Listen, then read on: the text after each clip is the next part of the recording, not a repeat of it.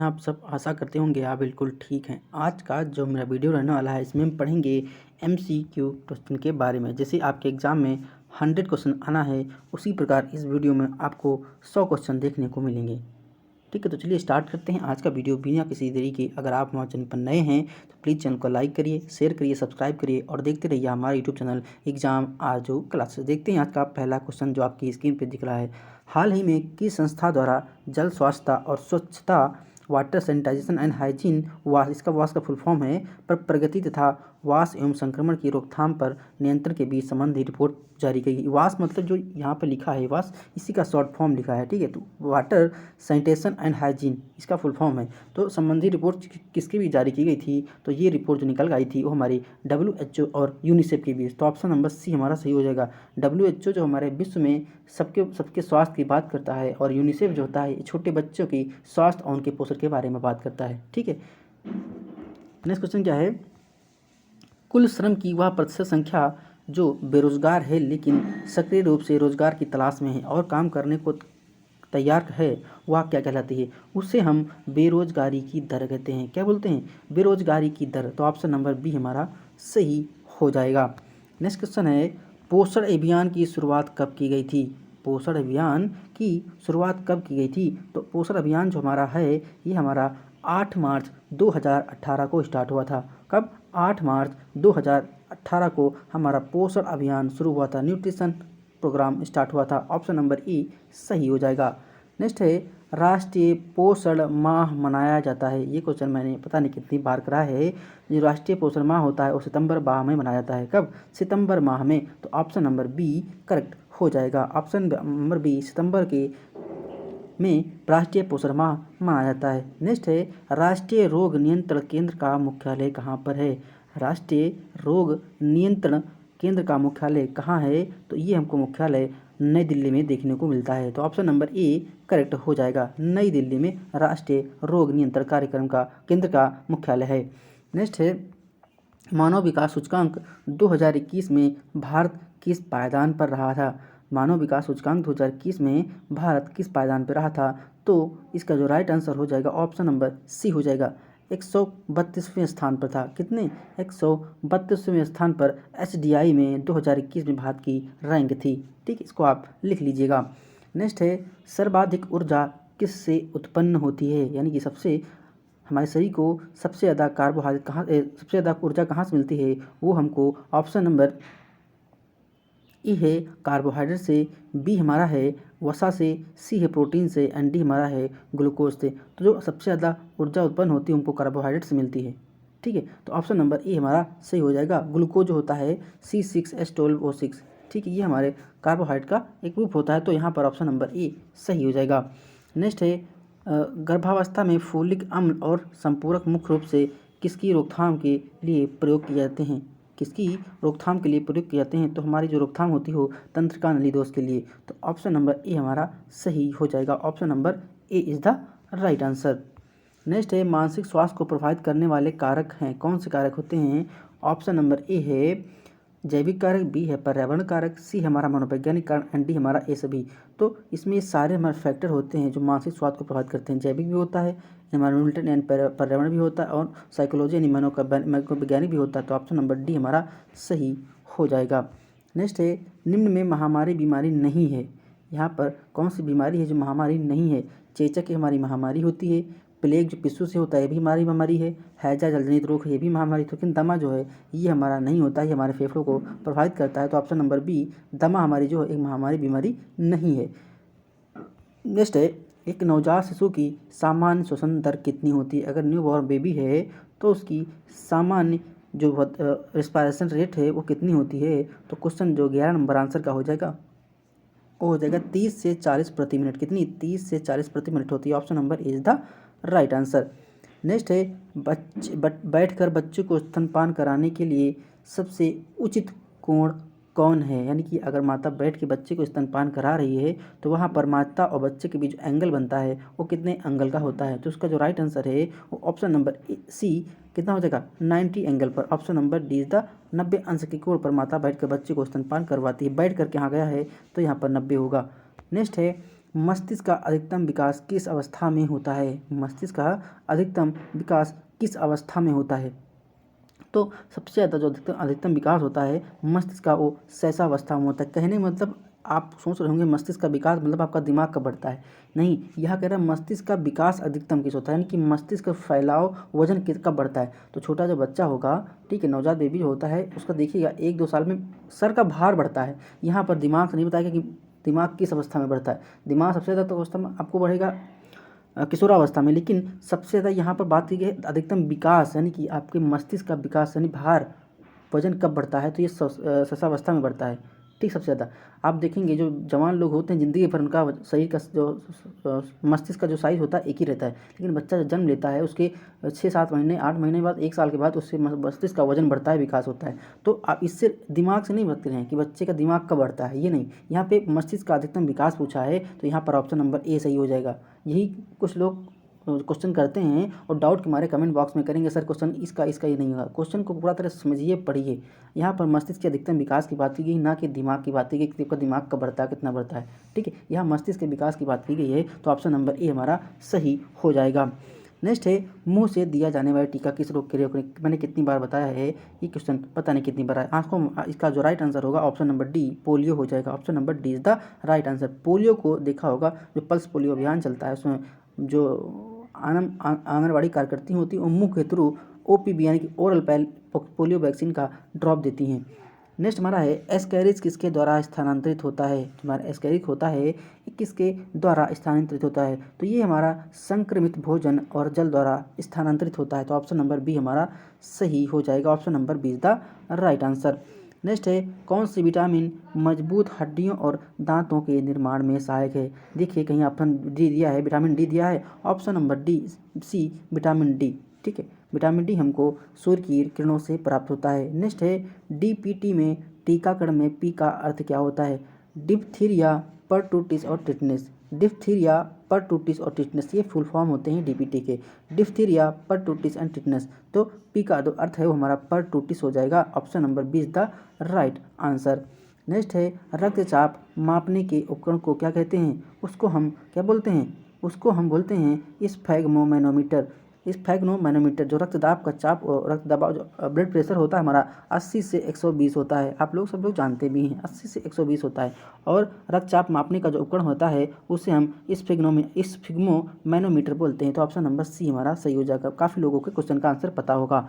Next है, malaria किसके द्वारा फैलाया जाता है।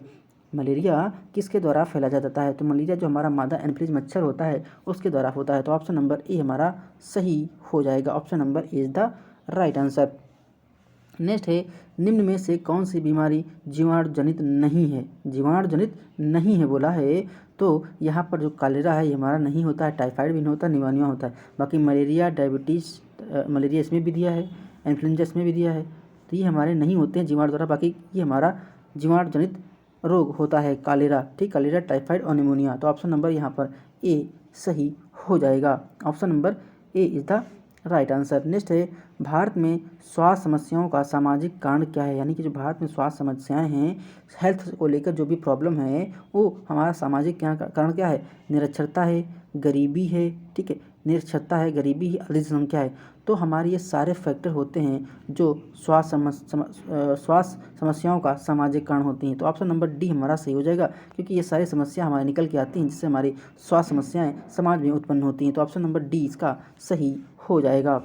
नेक्स्ट है, यूनिसेफ का मुख्यालय कहाँ है। यूनिसेफ का मुख्यालय कहाँ है, क्वेश्चन नंबर 22 का आंसर बताइए कि यूनिसेफ का मुख्यालय कहाँ है। हमारा न्यूयॉर्क में है। आप कमेंट बॉक्स में छाप दीजिएगा कि यूनिसेफ की स्थापना कब और किस वर्ष हुई थी। ठीक है, नेक्स्ट है, आंगनबाड़ी कार्यकर्ता कहाँ काम करती हैं, राज्य स्तर पर, जिला स्तर पर, मंडल स्तर पर, ग्राम स्तर पर। आंख बंद करके मार दीजिए ग्राम स्तर पर। तो ऑप्शन नंबर डी आपका सही हो जाएगा। नेक्स्ट है, चेचक किसके कारण होता है। जो आपका चेचक होता है वो किसके कारण होता है।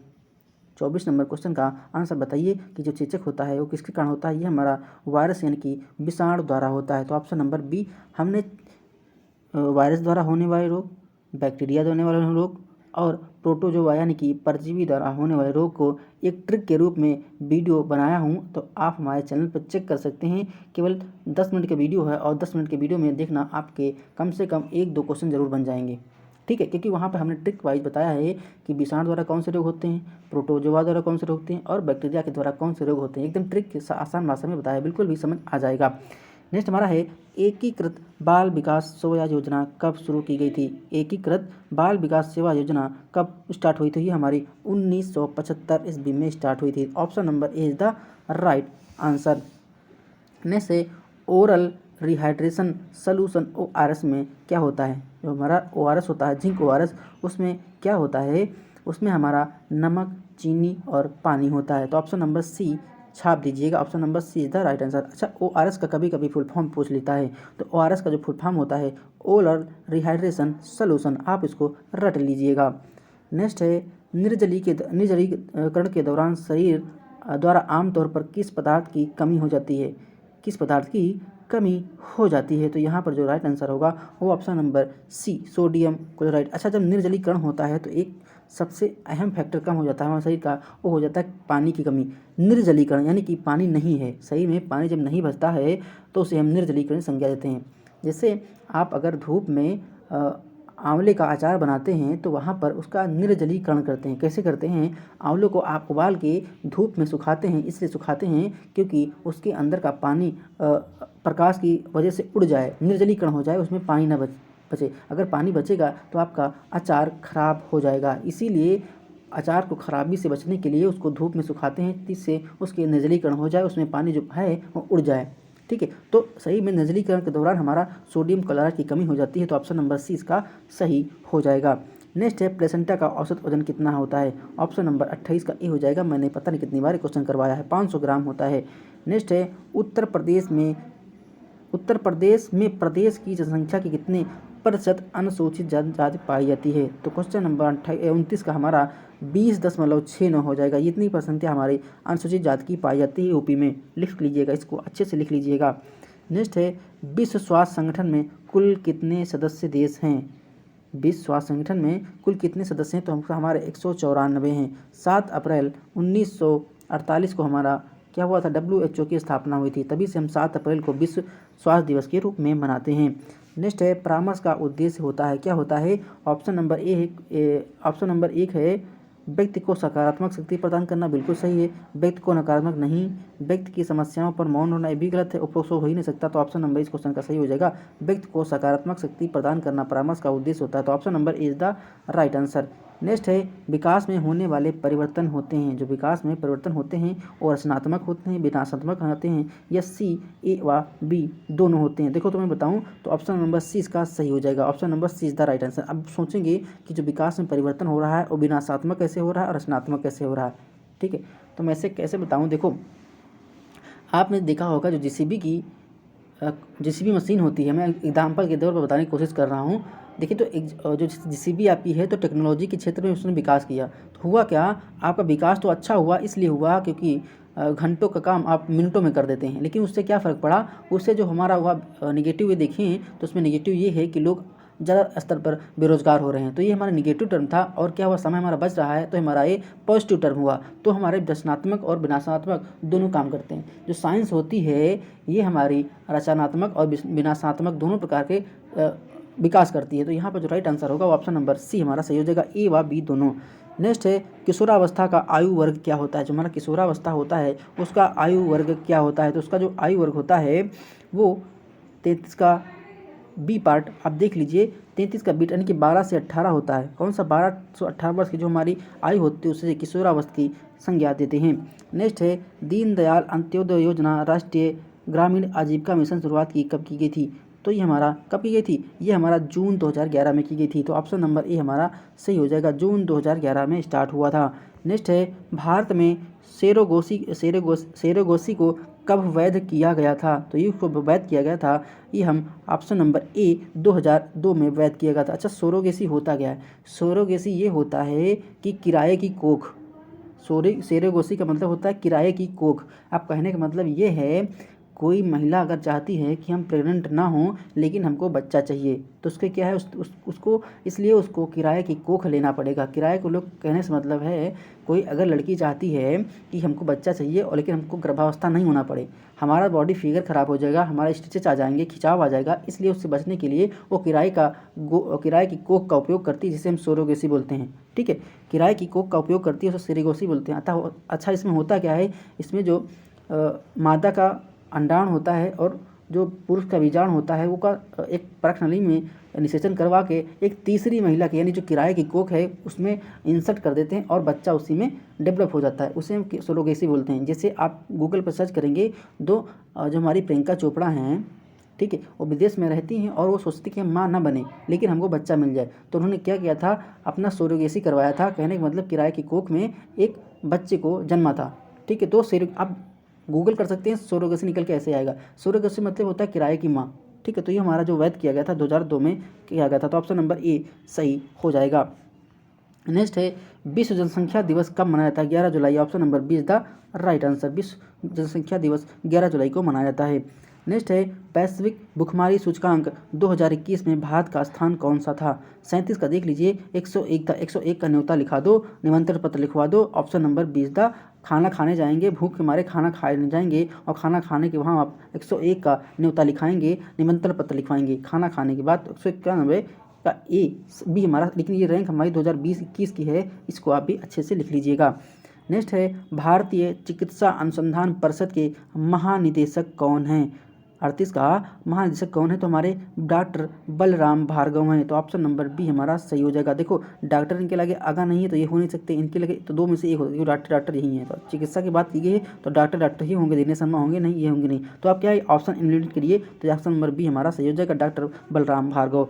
नेक्स्ट है, शिशु को कितने माह के अंतराल पर विटामिन ए दिया जाना चाहिए?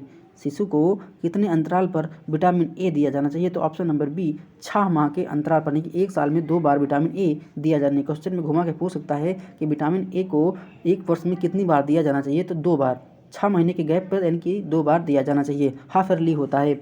नवजात शिशु को कितने संक्रमण रोगों के लिए टीके दिए जाते हैं? जो हमारा नवजात शिशु होता है उसको संक्रमण से बचाने के लिए कितने टीके दिए जाते हैं? Option number A 7। अच्छा, 7 टीके आए कहाँ से हैं? जो हमारा मिशन इंद्रधनुष था उसमें 7 बीमारियाँ थी, उसी 7 बीमारियों के ये 7 टीके दिए जाते हैं। कभी कभी एग्जाम में क्वेश्चन पूछता है, जो हमारा मिशन इंद्रधनुष था 2014 में लॉन्च हुआ था, उसमें 7 बीमारी ऐड थी, इसीलिए 7 बीमारियों का टीका दिया जाता है। इसको आप अच्छे से स्टार मार्क कर लीजिए। अभी हमने आज वीडियो जो डाला है उसमें बताया है कि मिशन इंद्रधनुष में कितनी कौन कौन सी बीमारियाँ हैं। ठीक है, मैंने उसमें बहुत अच्छे से बताया है, मुश्किल से 9 मिनट की वीडियो आप उसको देख लेंगे 2 के स्पीड में, तो आपका हो सकता है कि 1-2 क्वेश्चन बन जाए। नेक्स्ट है, नवजात शिशु में हीमोग्लोबिन की मात्रा कितनी होती है? जो हमारा नवजात बेबी होता है, न्यूबॉर्न, उसमें कितनी मात्रा होती है? तो वहाँ पर लगभग जो हमारा होता है वो निकल के आएगा बी, यानी 17 से 18% की मात्रा होती है। ठीक है, तो ऑप्शन नंबर इसका सही हो जाएगा। नेक्स्ट है, भारत सरकार ने विदेशी नागरिकों के लिए सरोगेसी पर कब प्रतिबंध लगाया था? नहीं, किराए जो हमारे विदेशी लोग हो उस पर कब प्रतिबंध लगाया गया था? तो उस पर जो प्रतिबंध था हमारा, ऑप्शन नंबर डी 2021 में ही लगाया गया था। Option number D is the right answer, इनकी पिछले वर्ष। नेक्स्ट है, गहन मिशन इंद्रधनुष 4.0 कब शुरू किया गया था? जो हमारा गहन मिशन इंद्रधनुष था ये हमारा कब स्टार्ट हुआ था? तो ये हमारा ऑप्शन नंबर सी 2022 में स्टार्ट हुआ था। कब? 2022 में स्टार्ट हुआ था। Option number C is the right answer, 2022 में स्टार्ट हुआ था। नेक्स्ट है, कन्या सुमंगला योजना के तहत परिवार की कितनी बच्चियों को आर्थिक लाभ प्रदान किया जाएगा? कन्या सुमंगला योजना के तहत, यानी कि जो कन्या सुमंगला योजना था, इसमें क्या था, लड़कियों की शादी की जाएगी और उसमें सरकार 1,10,000 रुपये देगी। अच्छे से लिखिएगा, जो हमारा कन्या सुमंगला योजना था उसमें लड़कियों को शादी के लिए 1,10,000 रुपया दिया जाएगा और एक परिवार में अगर 2 बच्चियां हैं तो दोनों को मिलेगा। ठीक है, तो दोनों को मिलेगा, तो ऑप्शन नंबर बी हमारा सही हो जाएगा। कन्या सुमंगला योजना ये बढ़िया से, जो बेचारे गरीब लोग होते हैं उनकी हेल्प हो जाएगी, लेकिन इक्का दुक्का इस लोग स्कीम का लाभ उठा पाते हैं। नेक्स्ट है, मुख्यमंत्री पोषण घर योजना कब शुरुआत की गई थी? मुख्यमंत्री पोषण योजना कब स्टार्ट की गई? तो इस क्वेश्चन का आंसर आप कमेंट बॉक्स में छाप दीजिएगा कि मुख्यमंत्री पोषण घर योजना कब स्टार्ट हुई थी। कमेंट बॉक्स में इस क्वेश्चन का आंसर बताइए, क्योंकि हमने इसको बता चुका हूँ। नेक्स्ट हमारा है,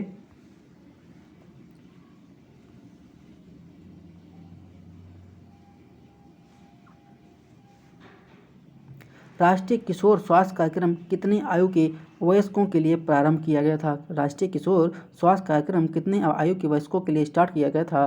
तो ये हमारा था 10 से जो 19 वर्ष की आयु के थे। तो वहाँ पर ऑप्शन नंबर बी हमारा करेक्ट हो जाएगा। नेक्स्ट हमारा है यूनाइटेड नेशन डेवलपमेंट प्रोग्राम कितने देशों में कार्यरत है? जो हमारा UNDP है कितने देशों में कार्यरत है? तो वो हमारा ऑप्शन नंबर बी 170 देशों में UNDP कार्यक्रम स्टार्ट है। तो option number United Nation Development Programme. ठीक है। नेक्स्ट हमारा है संयुक्त राष्ट्र अंतर्राष्ट्रीय आपातकालीन कोष को किस वर्ष नोबेल शांति पुरस्कार प्रदान किया गया था? तो 49 का जो पार्ट हो जाएगा ऑप्शन नंबर डी 1965 में दिया गया था। Option number D is the right answer. Next है family planning association of India के देश भर में कितनी शाखाएं हैं? देश भर में कितनी शाखाएं हैं? तो देश भर में आपको शाखाएं 42 ब्रांचेस मिल जाएंगी। Family planning association of India की 42 ब्रांचें हैं। नेक्स्ट है सामाजिक परिवर्तन होते हैं। ऑप्शन नंबर ए समस्या मूलक, बी है कल्याणकारी, सी है दोनों एंड डी है इनमें से कोई नहीं। तो 51 का सी पार्ट हो जाएगा। समस्या मूलक भी होती हैं और कल्याणकारी तो बिल्कुल होती ही हैं। तो ऑप्शन नंबर सी हमारा सी हो जाएगा। नेक्स्ट हमारा है जन्म के समय परिपक्व शिशु का औसत कितना होता है? यानी कि जो बच्चा जन्म के समय लेता है, लेकिन यहाँ परिपक्व की बात की गई, यानी कि मेच्योर्ड बेबी जो होता है उसका वजन कितना होता है?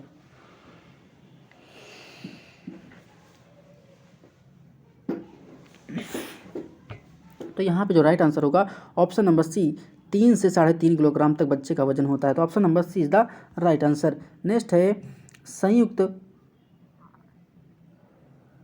परिवार में बहू की स्थिति होती है, क्या होती है? दयनीय होती है। क्या होती है?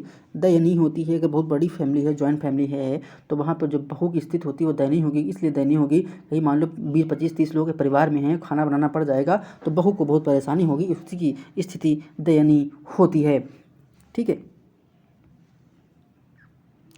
शरीर में फेफड़ों की संख्या कितनी होती है? शरीर में फेफड़ों की संख्या कितनी होती है? यहाँ पर देखो 2 हो जाएगा। यहाँ पे स्पेसिफाई किया है शरीर में। देखो यहाँ पर कुत्ते का भी शरीर हो सकता है, मानव का शरीर भी हो सकता है, लेकिन जनरली आप पढ़ रहे हैं तो आप शरीर में यहाँ पे कहना चाहिए था शरीर में, मानव शरीर में फेफड़ों की संख्या कितनी होती है, ऐसे क्वेश्चन होना चाहिए।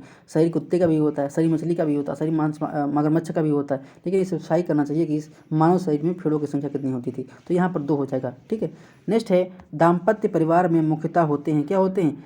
दाम्पत्य परिवार में मुख्यतः क्या होते हैं? देखो दाम्पत्य परिवार की बात की गई है तो पति पत्नी व बच्चे होंगे। दाम्पत्य मतलब शादीशुदा, जैसे दाम्पत्य जैसे पति पत्नी का जोड़ा उसे हम दंपत्ति कहते हैं। तो उसमें क्या है? पति पत्नी के मतलब हस्बैंड एंड वाइफ और उसके बच्चे, ये हमारा दाम्पत्य होता है।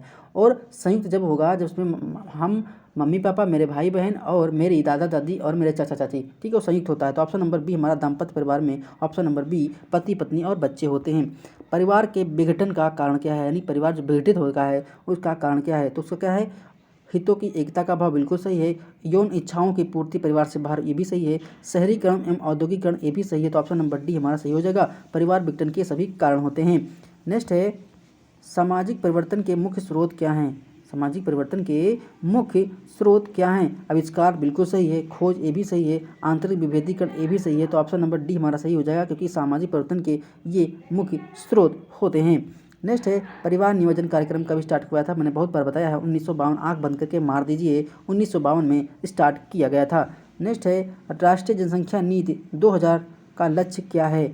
2000 का लक्ष्य क्या है? शिशु मृत्यु दर 30/1000 से कम करना, बिल्कुल सही है। सभी बच्चों का टीकाकरण करना, बिल्कुल सही है। परिवार नियोजन कार्यक्रम को लोकोन्मुखी करना, ये भी सही है। तो ऑप्शन नंबर डी हमारा सही हो जाएगा। ये हमारे राष्ट्रीय जनसंख्या नीति 2000 के लक्ष्य था, मोटो था। नेक्स्ट है उत्तर प्रदेश का सर्वाधिक अनुसूचित जनसंख्या वाला जिला कौन सा है? तो ये हमारा आपको अनुसूचित जाति की बात की गई है तो सोनभद्र जो जिला है, ठीक नीचे पड़ता है एमपी के पास, वहाँ पर ऑप्शन नंबर बी सही हो जाएगा। उत्तर प्रदेश में सर्वाधिक नगरीय जनसंख्या वाला जिला है, यानी कि सबसे ज़्यादा जनसंख्या कहाँ पर है? तो ऑप्शन नंबर बी लखनऊ में मिलेगा। Lucknow is the right answer. ठीक, लखनऊ गोमती नगर के किनारे स्थित है। उत्तर प्रदेश में सर्वाधिक ग्रामीण आबादी वाला जिला कौन है?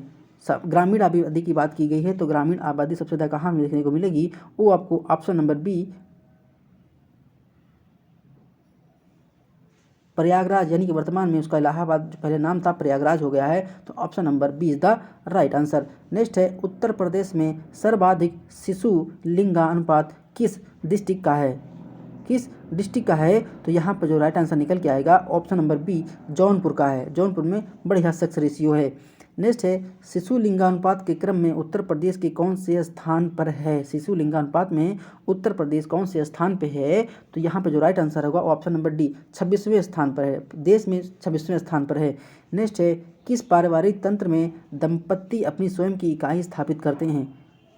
अपनी स्वयं की इकाई स्थापित करते हैं, उसे हम नव स्थानिक परिवार बोलते हैं। क्या बोलते हैं? नव स्थानिक परिवार की संज्ञा देते हैं, नया स्थान पर परिवार की संज्ञा देते हैं। तो ऑप्शन नंबर बी हमारा सही हो जाएगा। नेक्स्ट है, उत्तर प्रदेश में सबसे कम साक्षरता वाला जिला है। सबसे कम साक्षरता वाला जिला है श्रावस्ती। ठीक, ऑप्शन नंबर ए, ये सबसे पिछड़ा हुआ जिला है, इसीलिए यहाँ पर एक अभियान चलाया गया है, स्कूल चलो अभियान। ठीक है, श्रावस्ती के जिले स्टार्ट हुआ है स्कूल चलो अभियान। ऑप्शन नंबर ए हमारा सही हो जाएगा। यहाँ पर सबसे कम लिटरेसी रेट है। नेक्स्ट क्वेश्चन है, उत्तर प्रदेश में सर्वाधिक साक्षरता वाला जिला कौन है? यानी कि सबसे अच्छी लिटरेसी रेट कहाँ पर है? तो ये आपको देखने को मिलेगी गौतम बुद्ध नगर में, यानी कि option number C is the right answer. आपका सी ऑप्शन सही हो जाएगा। नेक्स्ट है, सर्वाधिक महिला साक्षरता वाला जिला कौन है? सर्वाधिक महिला साक्षरता वाला जिला कौन है? तो 69 का जो बी पार्ट हो जाएगा हमारा गौतम बुद्ध नगर। गौतम बुद्ध नगर आपका जो वर्तमान में जिसे हम बोलते हैं greater Noida, GBM, greater Noida भी बोलते हैं, वहाँ पर महिला साक्षरता वाली जिला सर्वाधिक है। तो ऑप्शन नंबर बी इस क्वेश्चन का सही हो जाएगा। नेक्स्ट है, कैल्शियम का सबसे अच्छा स्रोत माना जाता है। जो कैल्शियम होती है ये किस चीज़ की सबसे अच्छी स्रोत होती है? तो ये हमारे अच्छा स्रोत माना जाता है। ठीक है, तो जो कैल्शियम होता है सबसे ज़्यादा हमको कहाँ से प्राप्त होता है? तो जो हमारे डेयरी उत्पाद होते हैं, यानी कि जो दूध से बने उत्पाद होते हैं, जैसे मक्खन हो गया, पनीर हो गया, ठीक है, और दूध हो गया, दही हो गया, ये सब हमारे क्या होते हैं? दूध से बने प्रोडक्ट होते हैं। तो उनको जब हम खाएंगे तो हमारे शरीर के अंदर कैल्शियम आएगी। तो ऑप्शन नंबर ए हो जाएगा, दूध तथा उससे बने पदार्थ यानी कि डेयरी उत्पाद। Option number A is the right answer. Next है, निम्न में जीवित वैक्सीन का उदाहरण है, यानी कि एक होती है मृत वैक्सीन, एक होती है जीवित वैक्सीन। ठीक है, तो निम्न में के जीवित वैक्सीन का उदाहरण है, तो हमारी जो जीवित वैक्सीन होती है वो हमारी BCG की जो वैक्सीन होती है वो हमारी जीवित वैक्सीन की अंतर्गत आती है। Bacillus Calmette Guerin. Option number D हमारा सही हो जाएगा। बाकी ये 3 हमारी मृत वैक्सीन होती, इनएक्टिव वैक्सीन होती हैं। जन्म से आधा घंटे की आयु के बालक को क्या कहा जाता है? जन्म से आधा घंटे की आयु की बालक को हम पार्ट यूनिट बोलते हैं। तो आप पार्ट यूनिट बोलते हैं, तो ऑप्शन नंबर बी हमारा सही हो जाएगा। अच्छा, न्यूनेट किसे बोलते हैं आप कमेंट बॉक्स में बताइएगा। न्यूनेट हमने बता चुका हूँ। नेक्स्ट है, प्रथम संतान के समय प्रसव की प्रथम अवस्था निष्कासन की अवधि होती है। जो निष्कासन की प्रसव की मैंने 3 अवस्था बताई थी। एक अवस्था मैंने बताया था विस्तारण, ठीक है, दूसरा मैंने बताया था निष्कासन, और तीसरा मैंने बताया था संपूर्ण निष्कासन। ये प्रसव की 3 क्या होती हैं? स्टेजेस होती हैं, अवस्थाएं होती हैं। तो यहाँ पर पूछा गया है प्रथम अवस्था निष्कासन की जो अवधि होती है 73 क्वेश्चन नंबर का, वो हमारा 12 से लेकर 16 घंटा होती है। तो ऑप्शन नंबर बी हमारा सही हो जाएगा। नेक्स्ट है, गर्भा अवधि होती है। गर्भ की अवधि कितनी होती है? यानी कि जो महिला होती है गर्भावस्था का टाइम कितना होता है? तो सभी लोग जानते होंगे क्वेश्चन का। क्वेश्चन नंबर सी 40 सप्ताह। 40 × 7 करिए तो 7 चौको 28, यानी कि लगभग 280 दिन आता है। अगर दिन में दिया होगा तो 228 दिन मारिएगा। अगर आपका सप्ताह में दिया है तो आप 40 सप्ताह को सही करिएगा। नेक्स्ट है, लाल रक्त कणिकाओं का जीवन काल कितना होता है? जो हमारी WBC होती हैं, जो हमारी रेड BC होती हैं, यानी कि रेड ब्लड कार्पोसेस हमारी RBCs होती हैं, RBC होती हैं, उनका जीवन काल क्या होता है? उनका जीवन काल 120 दिन होता है। और जो हमारी WBC होती हैं, यानी कि वाइट ब्लड कार्पोसेस यानी श्वेत रक्त कणिकाएँ, उनका जीवन काल होता है वो हमारा 4 से 5 दिन होता है। इतना आप अच्छे से याद कर लीजिएगा। नेक्स्ट है, निम्न में से कौन सा कारक एक स्वस्थ व्यक्ति के लिए आवश्यक है? अगर एक व्यक्ति स्वस्थ है तो उसके लिए कौन से कारक आवश्यक हैं? ऑप्शन ए है टीका, बी है संतुलित आहार, सी है व्यक्तिगत स्वच्छता, एंड डी हमारा सभी। तो इस क्वेश्चन देखकर आंसर लोग कमेंट कर जाइएगा कि क्वेश्चन क्या होगा। भाई टीका भी जरूरत है, खाने के लिए उसका पोषण चाहिए, तो संतुलित आहार भी जरूरी है, व्यक्तिगत स्वच्छता यानी कि हाइजीन भी, नहाए धोए मैलुआ बना के न टहले। तो ऑप्शन नंबर डी हमारा सही हो जाएगा, क्योंकि ये सभी हमारे ऑप्शन सही हो जाएंगे। नेक्स्ट है, कार्बोहाइड्रेट की उपयुक्त मात्रा लेने के लिए एक व्यक्ति को क्या खाना चाहिए? क्या खाना चाहिए जिससे उसको कार्बोहाइड्रेट मिले? तो 77 का जो बी पार्ट है, गेहूँ और जो आपका साबुत अनाज होते हैं उसमें आपको कार्बोहाइड्रेट ज़्यादा देखने को मिलता है। तो ऑप्शन नंबर बी हमारा सही हो जाएगा, कार्बोहाइड्रेट गेहूँ में उचित मात्रा में मिलता है। नेक्स्ट है विटामिन ए का उत्कृष्ट स्रोत क्या है? विटामिन ए का उत्कृष्ट स्रोत क्या है? तो हमारी गाजर होती है। गाजर खाइएगा तो आपकी आंखों की रोशनी बरकरार रहेगी, आंखें की प्रॉब्लम नहीं होंगी। और जो विटामिन ए होता है ये हमारे पीले पदार्थ से यानी कि पीले फलों से मिलता है, जैसे हमारा आम हो गया, पपीता हो गया, गाजर हो गया। जो हमारे पीले होते हैं फल उनसे हमारे विटामिन ए पर्याप्त मात्रा में मिलती है। तो विटामिन ए खाइए, अपनी आंखों की रोशनी बढ़ाइए। तो ऑप्शन नंबर ई हमारा सही हो जाएगा।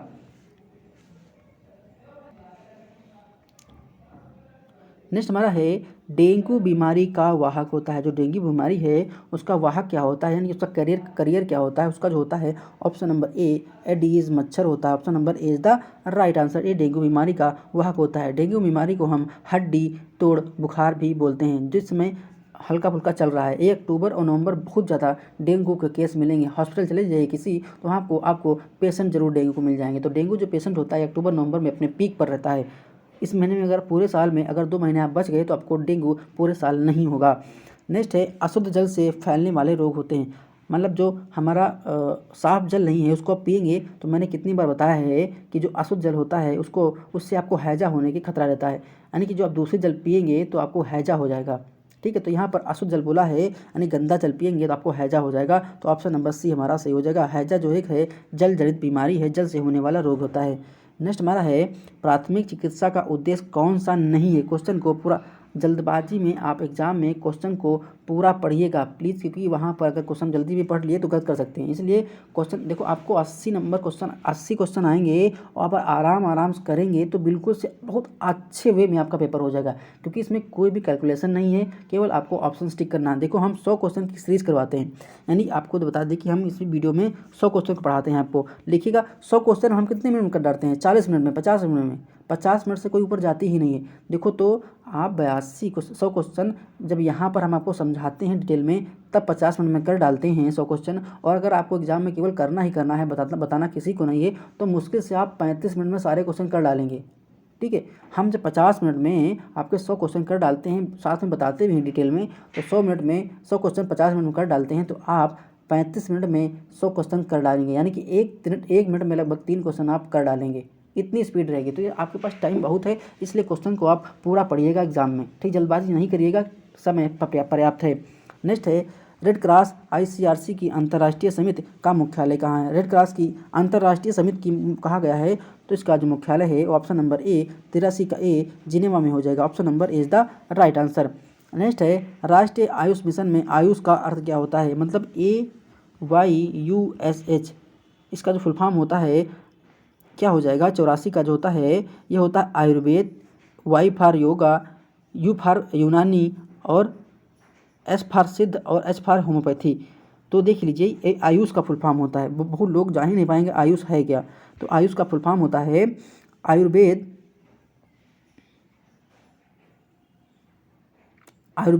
योगा, यूनानी, सिद्ध और होम्योपैथी। तो देखिए कहाँ पर दिया है, तो ऑप्शन नंबर ए इसका सही हो जाएगा। ये हमारा आयुष का फुल फॉर्म होता है, तो option number A is the right answer.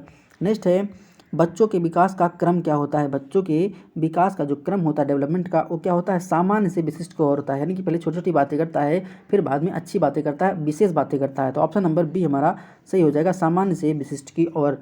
Next है दुर्घटना के कारण बेहोश रोगी में सबसे पहले किस चीज़ की जांच की जाती है? अगर कोई एक्सीडेंट हो गया है रोड पे और अगर व्यक्ति घायल है, तो सबसे पहले आप क्या चेक करेंगे? सबसे पहले आप वहां जाएंगे और देखेंगे कि व्यक्ति की जो सांस लेने में कोई प्रॉब्लम तो नहीं हो रही है, कहीं उसका कुछ सांस ले रहा है, जिंदा है कि मर गया, ये तो चेक करेंगे जनरली आप जाके। तो देखेंगे कोई सांस उसकी चल रही है कि नहीं चल रही है, आप जाके उसके सांस ही चेक करेंगे, कहीं ऐसा तो नहीं है व्यक्ति एक्सपायर तो नहीं कर गया। तो सबसे पहले आप श्वसन मार्ग की स्पष्टता देखेंगे कि यहाँ उसके सांस लेने में कोई प्रॉब्लम ना हो, सबसे पहले आप यही चेक करेंगे। तो ऑप्शन नंबर ए हमारा सही हो जाएगा। नेक्स्ट है आंगनबाड़ी केंद्र में कितनी आयु के बच्चों के लिए स्कूल पूर्व गतिविधि का आयोजन किया जाता है? ये भी मैंने क्वेश्चन कितनी बार कराया है। ये हमारा 3 से 6 वर्ष। ठीक है, 3 से 6 वर्ष। Option number C is the right answer. Next है नाभि नाल की औसत लंबाई क्या होती है? जो हमारी नाभि नाल होती है उसकी औसत लंबाई कितनी होती है? तो उसकी औसत जो लंबाई होती है हमारी 50 सेंटीमीटर होती है। आप इसको नोट डाउन कर लीजिएगा, 50 सेंटीमीटर की नाभि नाल की लंबाई होती है। नेक्स्ट है, प्रसव के बाद 3 दिनों तक निकलने वाले माँ के दूध को क्या कहा जाता है? बहुत बार मैंने बताया है कि जो माँ का पहला गाढ़ा पीला दूध होता है उसे हम कोलेस्ट्रॉम बोलते हैं। Option number C is the right answer. लेकिन कहीं आपको हिंदी में देखने को मिल जाए तो उसे हम खीस बोलते हैं। क्या बोलते हैं? खीस। खीस को इंग्लिश में कोलेस्ट्रॉम और हिंदी में खीस बोलते हैं। क्योंकि एक बार हम एमसीक्यू टाइप क्वेश्चन करवा रहे थे, वहाँ पर हिंदी में निकल के आया था कि कोलेस्ट्रॉम का जो हिंदी वर्जन है, यानी कि हिंदी में हम खीस बोलते हैं। खा होता है खीर वाला खा, तो खीस बोलते हैं। तो कहीं आपको एग्जाम में हिंदी में देखने को मिल जाए तो आप ये नहीं सोचिएगा कि खीस क्या है। खीस को ही हम इंग्लिश में क्या बोलते हैं? कोलेस्ट्रॉम बोलते हैं। खीस के खीस होता है, ठीक, इसको हम कोलेस्ट्रॉम बोलते हैं। तो ऑप्शन नंबर सी हमारा सही हो जाएगा। माँ के पीला जो गाढ़ा दूध होता है उसे हम कोलेस्ट्रॉम बोलते हैं। इसमें कार्बोहाइड्रेट, प्रोटीन, वसा, जल, विटामिन सब कुछ होता है, इसलिए माँ का पहला पीला गाढ़ा दूध बच्चे को दिया जाना बहुत जरूरी होता है। नेक्स्ट है, मासिक धर्म के सामान्य योनि से रक्तस्राव का कारण क्या होता है? रक्तस्राव का कारण क्या होता है? जो प्लेसेंटा की दीवार होती है गर्भाशय में, ठीक है, उसमें जो परत होती है वो जब टूटने लगती है तब मासिक धर्म होता है, ठीक है, तभी रक्त बाहर आता है, जो बेकार चीज़ें होती हैं बाहर आने स्टार्ट हो जाती हैं। तो ऑप्शन नंबर सी हमारा सही हो जाएगा। गर्भाशय की जो परत होती है वो टूटने लगती है तभी हमारा रक्तस्राव का कारण होता है। नेक्स्ट है, निम्नलिखित में कौन सा टीका गर्भावस्था में दिया जाता है? कौन सा टीका है जो गर्भावस्था में दिया जाता है? तो वो टीका हमारा कौन सा होता है? 91 का ए पार्ट, यानी कि आपको टेटनस का जो टीका होता है, मैंने कितनी बार क्वेश्चन बताया है कि गर्भवती महिला को टेटनस के 2 टीके दिए जाते हैं गर्भावस्था में। टीटी के 2 टीके दिए जाते हैं। टीटी का फुल फॉर्म क्या होता है? Tetanus toxoid. टेटनस टॉक्साइड, ये महिला को गर्भावस्था में टीका दिया जाता है। टेटनस का टीटी का टीका दिया जाता है, ठीक है, टेटनस टॉक्साइड का। अब बात करेंगे, जो टीके 2 दिए जाते हैं, दोनों टीके के बीच गैप कितना होना चाहिए? तो दो महिला को 2 टीके दिए जाते हैं टीटी के, उनके बीच 28 दिन या 1 महीने का अंतराल होना चाहिए टीटी के 2 टीकों के बीच। फिर से मैं रिवीज कर रहा हूँ, गर्भावस्था में महिला को टीटी के 2 टीके दिए जाते हैं, दोनों टीके के बीच 28 दिन या 1 मंथ का आपका अंतराल होता है। इसको क्वेश्चन क्वेश्चन पूछा गया है कि गर्भवती महिला में जो टीटी का टीका दिया जाता है, टिटनेस टॉक्साइड का टीका दिया जाता है, उसके बीच गैप कितना होना चाहिए, अंतराल कितना होना चाहिए, क्वेश्चन आया था। तो वहाँ पर आप 28 दिन या 1 महीना आंसर करेंगे। वो डिपेंड करता है क्वेश्चन का ऑप्शन कैसे दिया। अगर 28 दिन दिया है तो उसको टिक करेंगे, अगर महीने में दिया है तो 1 महीना टिक करेंगे, ठीक है। तो यहाँ पर जो क्वेश्चन का आंसर हो जाएगा वो हमारा हो जाएगा टिटनेस। नेक्स्ट है, बच्चों में पर्याप्त स्तनपान इंगित करता है? किसका इंगित करता है? बच्चों में पर्याप्त स्तनपान इंगित करता है, यानी कि बच्चा पर्याप्त मात्रा में दूध पी रहा है। आप कैसे जान पाएंगे? तो उसे दूध पीने के बाद 2 घंटे अगर बच्चा सो जाता है अच्छे से, तो समझ लीजिए बच्चा ने अच्छे से दूध पी लिया है। तो option number C is the right answer. Next है, निम्न में महिला एवं बाल विकास मंत्रालय की योजनाएं हैं।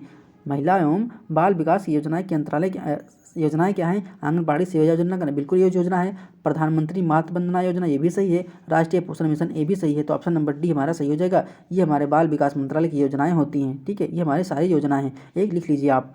नेक्स्ट है, जननी सुरक्षा योजना, मैंने पता नहीं कितनी बार कराया है। ऑप्शन नंबर ए 2005 में स्टार्ट हुआ था जननी सुरक्षा योजना। Option number A is the right answer. निम्न में से कौन सी विटामिन पानी में घुलनशील? सी कहाँ है? C. Option number C vitamin C. B और सी हमारे जल में घुलनशील हैं, बाकी ए और डी और ई और के ये हमारी वसा में घुलनशील विटामिन होती हैं। आप इसको नोट डाउन कर लीजिएगा।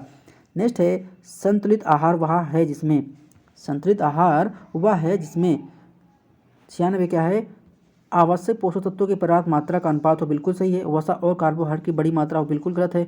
कोई वनस्पति नहीं हो, ये भी गलत है। वेज और नॉनवेज दोनों तरह के फूड हो, ये गलत है। तो ऑप्शन नंबर ए हमारा सही हो जाएगा।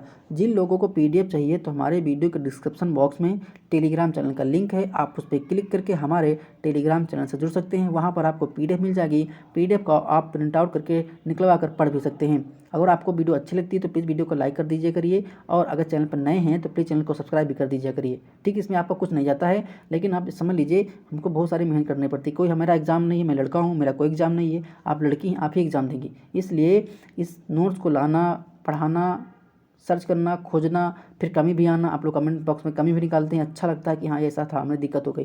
कभी कभी ऐसा होता है कि आप दिमाग रेगुलर डेली इतना वर्क कर देते हैं कि इतना हैवी वर्क हो जाता है, एक लोग कमेंट कर रहे थे कि सर आप PDF नहीं प्रोवाइड करवाते हैं। किसी के घर में कोई फैमिली फंक्शन भी हो सकता है, क्योंकि शादी का सीज़न चल रहा है, मौसम चल रहा है, किसी के घर में शादी हो सकती है, फंक्शन हो सकता है, तो यूट्यूब के हटके भी कुछ बाहर का सामाजिक कार्य होता है जिससे आप जुड़ सकते हैं। इसलिए इसमें कुछ PDF का कोई दिक्कत था तो नहीं मिल पा रही थी। ठीक है, अब आप डेली से आपको PDF मिल जाएगी, तुरंत वीडियो अपलोड करेंगे उसके तुरंत बाद 10 मिनट बाद आपको PDF जरूर मिल जाएगी।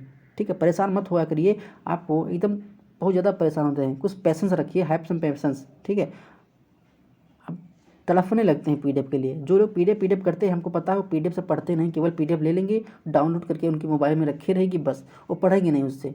अरे भाई पढ़ना भी पड़ेगा, पढ़ोगे नहीं तो कुछ नहीं होगा। मेरे हाथ के बने हुए नोट्स जिनका मैं थ्योरी क्लास में रिवीजन भी करवा रहा हूँ, 100 क्वेश्चन भी करवा रहा हूँ, साथ ही साथ MCQ टाइप क्वेश्चन भी हो रहे हैं और रिवीजन तो चल ही रहा है। ठीक है, देख लीजिए, इतना जितना हम पढ़ाए हैं ना उतना अगर पढ़ लेंगे तो आप मुख्य सेविका के एग्जाम से बाहर नहीं होंगे। शर्त ये है कि आपको डेली रिवीजन करना पड़ेगा, पढ़ना पड़ेगा। ठीक है, आते हैं अपने क्वेश्चन के ऊपर। नेक्स्ट है, निम्नलिखित में से कौन भोजन का घटक नहीं है?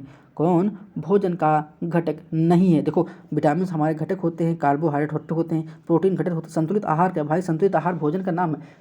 संतुलित आहार क्या है? अच्छा भोजन खाना, वही संतुलित आहार है। लेकिन घटक क्या होता है? विटामिन होते हैं, प्रोटीन होते हैं, कार्बोहाइड्रेट नहीं पूछा है यहाँ पर, तो हमारा संतुलित आहार हो जाएगा, ये हमारा घटक नहीं होता है। नेक्स्ट है, महिला मासिक धर्म बंद हो जाता है। जो महिलाओं का मासिक धर्म होता है किस उम्र में बंद हो जाता है? तो हमारा 40 से 45 वर्ष की जब महिला हो जाती है तो वहाँ पर उसका मासिक धर्म बंद हो जाता है। ठीक है, पीरियड्स आना, रजोधर्म बंद हो जाता है, माहवारी बंद हो जाता है। नेक्स्ट है, भारत में पल्स पोलियो टीकाकरण कार्यक्रम किस वर्ष को किया गया था? तो इसका जो राइट आंसर होगा 1995 में स्टार्ट हो जाएगा। भारत को 2014 में WHO ने भारत को पोलियो मुक्त घोषित कर दिया था। WHO ने भारत को 2014 में पोलियो मुक्त देश घोषित कर दिया था। आप इसको स्टार मार्क कर लिए, क्वेश्चन पूछा गया था कि भारत को किस वर्ष पोलियो मुक्त देश घोषित किया गया था, तो उसे हम 2014 में घोषित किए थे। तो ऑप्शन नंबर वहाँ पे दिया था 2014, आपको कट कर दीजिएगा। लेकिन इस क्वेश्चन का आंसर क्या है? 1995 पल्स पोलियो टीकाकरण अभियान शुरू हुआ था। नेक्स्ट है, संयुक्त राष्ट्र बाल कोष का गठन कब किया गया था? संयुक्त राष्ट्र बाल कोष जो है इसका गठन कब किया गया था? तो गठन हमारा 1946 ईस्वी में हुआ था। तो ऑप्शन नंबर बी हमारा सही हो जाएगा। अगर वीडियो अच्छी लगी तो प्लीज़ वीडियो को लाइक करिए, शेयर करिए, सब्सक्राइब करिए और देखते रहिए हमारा यूट्यूब चैनल एग्जाम आज जो क्लासेज। मिलते हैं नेक्स्ट वीडियो में। धन्यवाद, शुक्रिया, आपका दिन शुभ हो, मंगलमय हो।